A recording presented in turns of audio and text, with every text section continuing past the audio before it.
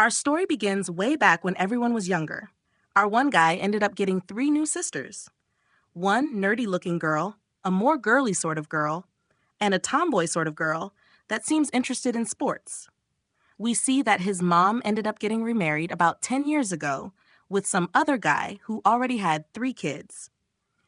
We see that before long, they started feeling like his real siblings, even though at first he wasn't really too excited or interested in having them in his life. But it was the usual. Feel a bit awkward around them at first because it's something new and you don't know if they will like you or not. But we see that they actually were happy that they had gotten a little brother to spend time with, instead of just spending time with the three sisters as they usually had, since they all had different hobbies and things they enjoyed. We see different situations like learning to study, playing video games, and just eating food and sharing. But before long, something changed as they were all excited to spend more time with him and didn't see him as a man just yet. Well, let's say some things progressed way further than you would expect. Him waking up one day to all three calling his name, "Aki-chan, wake up!" But their wake-up call felt unique and different from a typical stepsis wake-up, you know? They made sure to welcome and wake up his massive rod friend that he had never used before and was keeping hidden away because it was such a monster. We see this as their new norm. Him waking up to all three sisters, spending a lot of time with him, making sure he enjoys his time with them, and making sure that he gets a reward so he will never leave them in the future. We see how this all started one day during summer vacation.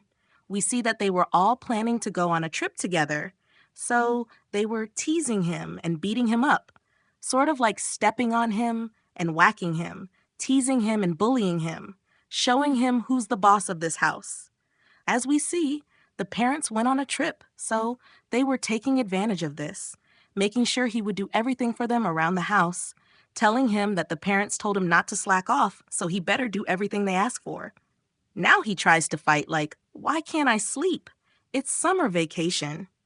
But they're like, "Mom and Dad told you to wake up earlier during these days, so get up and don't slack off."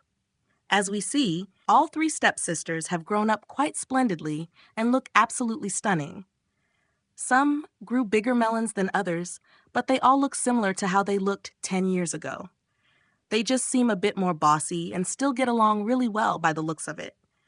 We see he's thinking, damn, I came to this house 10 goddamn years ago, and they're still the same. As all three sisters are just laughing like, wow, you're so full of energy today. You really work so hard to stay on both clubs, right? Haha. As they're discussing what they're going to do, the sports and gamer girl obviously was thinking of going for a run and exercising. We see the nerd girls like, you have some stuff to fix, right? As the others like, Jesus, they woke me up so early that I'm still sleepy. I wouldn't be able to live if this guy continues sleeping, right? It wouldn't be fair. As we see him thinking about how the girls changed, we see Mahoney, the nerd girl, is in the literacy club and is really interested in talking about books and recommending them. We see she probably grew up the most. We see she was fragile and did nothing but read all her life, but she got so tall and grew some massive melons that are insane. We see they feel like two different girls with how much she grew up. You wouldn't think she was like that as a kid, but they haven't changed how they treat him, even though they have grown up so much. We see that he's noticing their charms, whether he wants to or not, since they're always around him and teasing him. Then we see that he thinks he has a good relationship with his younger brother. But lately, the things surrounding his stepsisters that aren't related by blood are making him become fully aware of them more, having feelings that you do at this age as well. Being surrounded by three hot girls would be difficult for any man, I think, when they tease him like this with no care in the world. As we see, the second sister is in the swim and track clubs as expected. She's called Uni, who used to look like a boy, but after some time, she grew up splendidly as well, showcasing a really nice feminine body. And well, she also developed some nice melons as well, which for our guy is obviously the main important factor. Then there's the more bully girl who seems to bully him the most, as she looks pissed, going, it looks as if you're thinking of something rude, as he's scared like, No, I'm not thinking anything like that at all, as she glares at him. Hey, I see. We see this girl is in the go home club as she's sassy, like, what you looking at? This girl probably looks the same and didn't have much of a glow up, as she's still got a bratty vibe to her, like she's spoiled and gets everything she wants. We see she's called Nori ni. She's the opposite. Her face is really cute, but her melons didn't really develop compared to the other two, as she's the older sister out of the lot, being a whole year older than them all.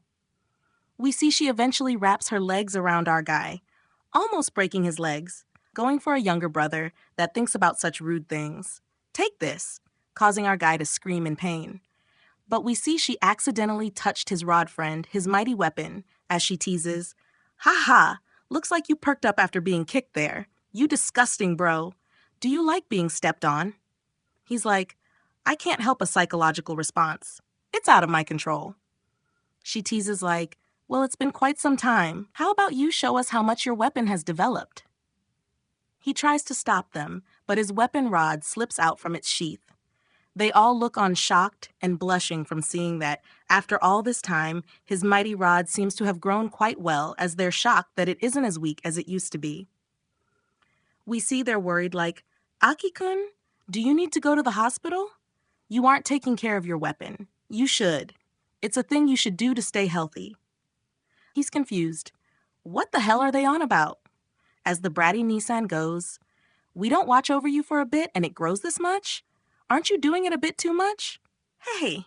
He's blushing shy as she continues reading a unique book out of nowhere. A book that explains the best way to handle such a situation, as the sports girl brought it out like, "Look what I found." Hey, it was on his shelf. He tries to deny it, but she's pissed, going, "Wait, why isn't there anything about a girl like me?" What the hell? Don't you like me or something? As he's like, "Wait, that's the reason you're angry? What the hell, just 'cause there isn't any books with girls with smaller melons in there?"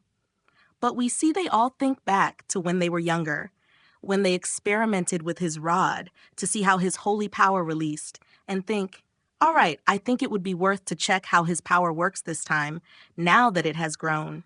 Right? As we see, she's like, "Well, do you two want to see it as well?" As they both look shy, like, "Well, yeah, I guess. Yes, I want to see it as well." She's like, "Okay, it's decided. Let's do it here. You've shown your weapon, I'll show the dungeon. Here's the sister's dungeon that you might get to explore. Are you excited?" He's looking away like, I'm not really interested, showing that he really does love his melons. She gets a bit pissed, like, "Geez, you're annoying." As she points to her sisters like, "You two come help me out." He's shocked when they comply, one hugging him from behind and the other grabbing his hand. "Sorry, Aki-kun, since Nori-chan told us we have to, right? We need to get serious. She is the older sister, after all. She won't let us go if we don't help you out and give her the reward she desires." We see this becomes a teasing session that explodes into something way more that is quite unexpected, as Nori-chan gets shy, saying, if the weapon entered the dungeon, the holy power would release straight away, right? But she backs away, like, "Yeah, nah, there's no way I do that." It was a joke. A joke. As we see, he went to enter the dungeon, but she backed away before he could follow through. So the other sisters are like, "Hey, since Nori-chan backed out, I'll help you out." As we see the nerdy glasses girl leans in real close, then, "It's fine if I continue what she started, right?" The sports girl's shocked, like, Maho-chan, what are you doing?" She's like, "Aki-chan must be in pain, right? Because of this weapon. So I'm going to assist him." So she's like, "Don't worry, Aki-chan. It's fine to release the holy power using my melons. Okay? Don't worry. I'll assist you in any way I can." He tries to back out, but he gives in eventually as he enters Maho's secret dungeon that she had kept hidden all this time. His mighty weapon finally entered a unique, hard dungeon. We see the other sisters are intrigued by how well this dungeon clearing trial will go.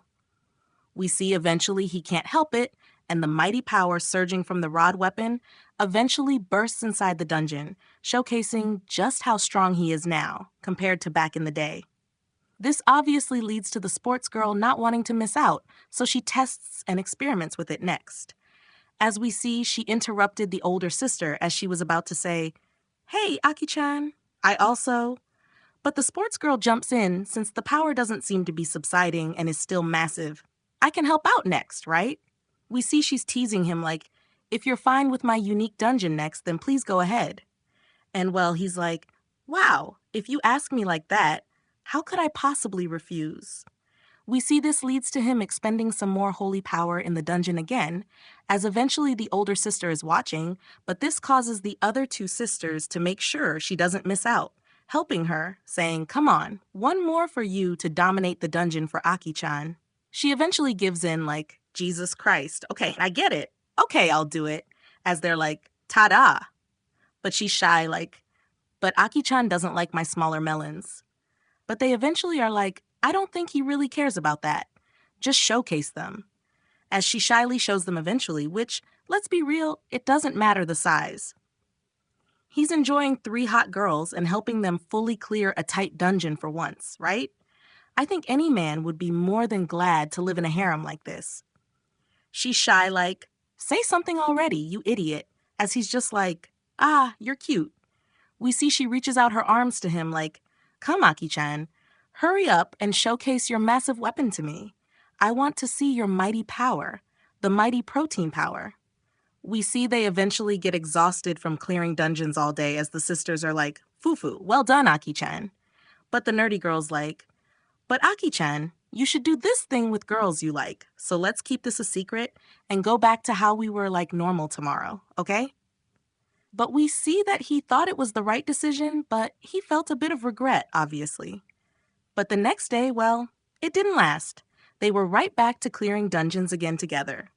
We see this was how our guy built a lovely dungeon clearing party and harem with 3 girls he never expected to.